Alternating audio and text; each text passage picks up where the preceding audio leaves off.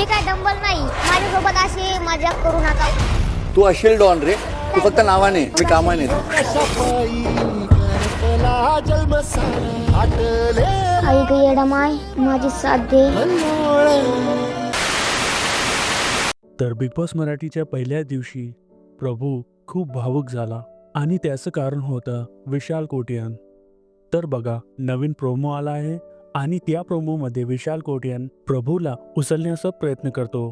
तेव्हा प्रभू म्हणतो की मी काही डंबल नाहीये की तू मला सहज उचलून घेईल. अशी काही घटना बिग बॉस मराठीच्या पहिल्या दिवशी घडली.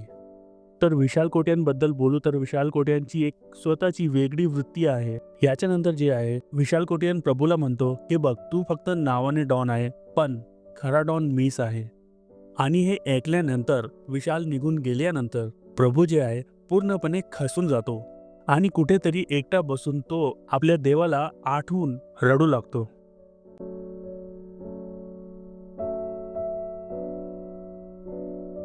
तर बिग बॉस मराठीच्या या घरात प्रभू हे एक प्रबळ स्पर्धक ठरू शकतो, जो की अंतिम फेरीत पोहोचेल, म्हणजेच फिनालेमध्ये पोहोचू शकतो.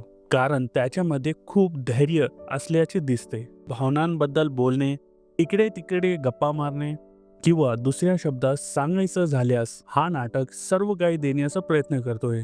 तर तुम्ही मला सांगा, तुम्हाला प्रभू बिग बॉस मराठीच्या घरात कसं वाटतं आणि तुम्हाला तो किती मनोरंजक वाटतोय ते मला कमेंट सेक्शनमध्ये नक्की सांगा.